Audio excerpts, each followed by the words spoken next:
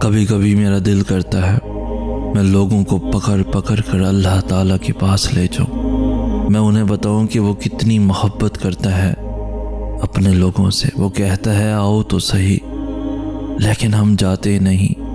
وہ کہہ رہا ہے مجھ سے مانگو تو صحیح، ہم مانگتے ہی نہیں۔ کیسا پاگل پن ہے بھلا یہ، وہ جو ہر چیز پر قادر ہے۔ وہ کہہ رہا ہے مانگو مجھ سے میں دوں گا۔ کیسے بدبخت ہیں ہم، دنیا سے مانگنے لگ جاتے ہیں جبکہ دنیا والے دے کر احسان جتلاتے ہیں، اور وہ رب العزت جو رب العالمین ہے وہ دے کر پھر بھی مانگنے کا کہتا ہے۔ نہ وہ رسوا کرتا ہے نہ ہی دھتکارتا ہے۔ چلو نا چلیں اپنے اللہ سے دوستی کرتے ہیں، اور وہ تو تمہارے دل کے نیاہ خانوں میں چھپی وہ سرگوشیاں بھی جانتا ہے، وہ انکہے راز، وہ بن مانگی خواہشیں، وہ بے نوا آرزوئیں، اور وہ سب کچھ جو کہیں دور اندر تمنا کرتے ہو مگر کہتے نہیں، مانتے نہیں۔ وہ تو سب جانتا ہے نا، تم کچھ نہ بھی کہو، بس اس کے سامنے ہاتھ پھیلا دو یا اظہار بے بسی کر دو، بس وہ تو تمہارے دل کے نیاہ خانوں میں چھپی سرگوشیاں بھی جانتا ہے۔ جب تم اللہ کو جاننے کی، اسے ڈھونڈنے کی تمنا کرتے ہو نا، تو اللہ تمہارا دل سکون ڈھونڈنے میں لگا دیتا ہے۔ ماتھا جب سجدے میں جائے نماز پر ٹکتا ہے تو آنکھیں بند کیے دل سے آواز آتی ہے سبحان ربی العالی۔ جب تمہیں اللہ کو ڈھونڈنے کا راستہ نہیں ملتا تب اللہ خود تمہارے سامنے آتا ہے، یقین بن کر، دل کا سکون بن کر، تاریکی میں معجزہ بن کر، اور زندگی میں اطمینان بن کر۔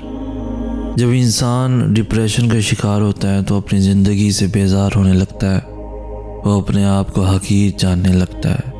وہ سمجھتا ہے دنیا میں کوئی چیز اس کے لیے نہیں ہے، اپنے اندر بے اعتمادی پیدا کر لیتا ہے، افسردہ ہونے لگتا ہے، بلا وجہ کی فکر میں گم رہتا ہے، لوگوں سے الگ رہنا شروع کر دیتا ہے، علیحدگی پسند ہو جاتا ہے، اور پھر دیکھنے میں بیمار نظر آتا ہے۔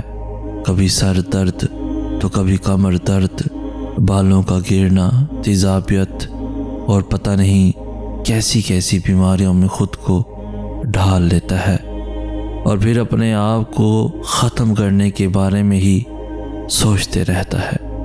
انسان جب ڈپریشن میں یہ سب برداشت کر رہا ہوتا ہے تو آس پاس کے لوگوں کو خبر ہی نہیں ہوتی کہ وہ کس پریشانی اور تکلیف سے گزر رہا ہے۔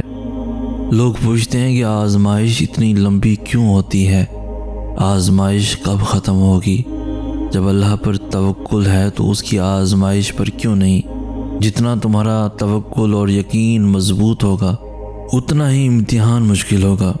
کیوں اللہ آزمائش لے گا؟ تاکہ وہ دیکھ سکے کہ جس کامل یقین کا تم اس زبان سے اعتراف کرتے ہو، وہ دل سے کہتے ہو، یا ذرا سی مشکل تمہارا توکل توڑ سکتی ہے۔ آزمائش ہمیشہ کے لیے نہیں رہے گی، کیونکہ پھر اللہ چن لیتا ہے انہیں جو شکوہ نہیں کرتے۔ میرے پیارے اللہ، یا اللہ میرے پاس آپ جیسا کوئی نہیں، مجھے کبھی خود سے دور نہ کرنا، مجھے کبھی اکیلا نہ کرنا، کبھی میں بھٹک بھی جاؤں تو اپنی طرف موڑ لینا، مجھے اپنے سوا کسی کا محتاج نہ کرنا، تیرے سوا میرا کوئی سہارا نہیں، تو ہی میرا دوست، تو ہی میرا سب کچھ ہے، تیرے بنا ایک پل گزارا نہیں، تجھ سے بات نہ کر لوں تو سکون میسر نہیں آتا، تجھے اپنا حال نہ بتاؤں تو دل کو قرار نہیں آتا، سجدوں کی لذت سے سکون پاتا ہوں، تجھ سے بات کر کے میں دل سے مسکراتا ہوں۔ جب تمہارا دل سکون میں ہوتا ہے نا تو تم اس شدت سے اور طرف سے دعا نہیں کر پاتے، مگر جب کچھ بھی تمہارے بس میں نہیں ہوتا، تمہیں کوئی راستہ نظر نہیں آتا، تو اللہ تعالیٰ تمہیں کوئی دکھ دے کر، اداس کر کے دعاؤں کی طرف لے آتے ہیں، تاکہ تم اللہ پاک سے دل بھر کے دعا کر سکو، تاکہ تم اللہ پاک سے شدت سے دعا مانگ سکو۔ کچھ ٹھوکریں بڑی معتبر ہوتی ہیں، سیدھا اس کے دربار میں سر کے بل لا کھڑا کرتی ہیں۔ کچھ روگ بھی بڑے مبارک ہوتے ہیں، لگ جائیں تو آپ کو پہلے سے مختلف انسان بنا دیتے ہیں، آپ تخلیقی اور تعمیری بن جاتے ہیں۔ کچھ بے توجہیاں بھی بڑی انمول ہوتی ہیں، آپ کی توجہ اور دھیان کو چہروں کے ہجوم سے نکال کر ایک ذات کی طرف مبذول کر دیتی ہیں۔ ایسے ہر درد، ہر ٹھوکر، ہر روگ، ہر خلش، ہر بے بسی، ہر بے اتنائی، ہر بے رخی، ہر بے توجہی کو سلام، جس نے آپ کو پہلے سے بہتر انسان بنایا ہو اور صاحب کن فیکون سے جا ملوایا ہو۔ میں نے اپنی زندگی کے گزرے ہوئے چند دنوں سے جو سیکھا ہے وہ ہے خاموش ہو جانا۔ کوئی دل دکھائے خاموش ہو جاؤ، کوئی آپ کے بارے میں غلط بات کرے خاموش ہو جاؤ، رونے کا دل چاہے خاموش ہو جاؤ، اذیت حدوں کو چھونے لگے خاموش ہو جاؤ، ماضی کے دکھ دن اور رات کسی بھی پہر آپ کو رلانے آئیں خاموش ہو جاؤ۔ قسم سے آپ کی اس خاموشی کا اجر آپ کو آپ کا رب ایسے عطا کرے گا کہ آپ کی آنکھیں تشکر سے بھیگ جائیں گی، آپ کا دل ان شکر کے سجدوں میں ہی کہیں رہ جائے گا، اور اس لمحے آپ کو احساس ہوگا کہ خاموش ہو جانا کس قدر بہتر ہے گلہ اور شکوہ سے۔ تیری قدرت کو میں سمجھوں میری اوقات نہیں یا رب، مجھے سب کچھ عطا کرنا، بس ایک گمراہ نہ کرنا۔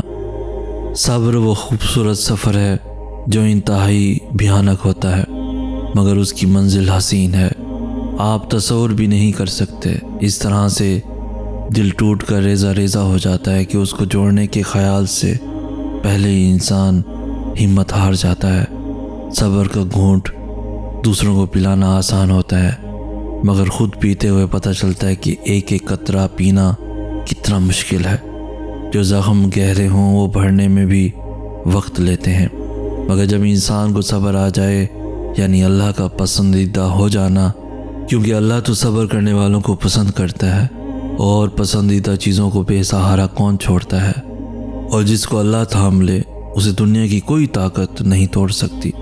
صبر کہتے کسے ہیں جب آپ بالکل ہمت ہار جاؤ اور آپ کی آنکھوں میں نمی ہو، دل بے ساختہ رو رہا ہو، زبان پر کوئی شکوہ نہ ہو اور پختہ ایمان ہو۔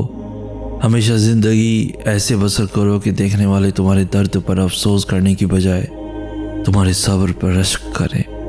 بے شک صبر ایسی سواری ہے جو انسان کو گرنے نہیں دیتی، نہ کسی کے قدموں میں، نہ کسی کی نظروں سے۔ جب انسان کے پاس کھو دینے کو کچھ نہ ہو، پھر انسان اللہ کو کھونے سے ڈرتا ہے، بس اللہ کے قریب تر ہو جاتا ہے اور صبر کا دامن پکڑ کر چلتا چلا جاتا ہے۔ کوئی حسرت بھی نہیں رہتی، کوئی تمنا بھی نہیں رہتی، اور اللہ آپ کو ہر وہ چیز عطا کر دیتا ہے جس کا آپ کو گمان بھی نہیں ہوتا۔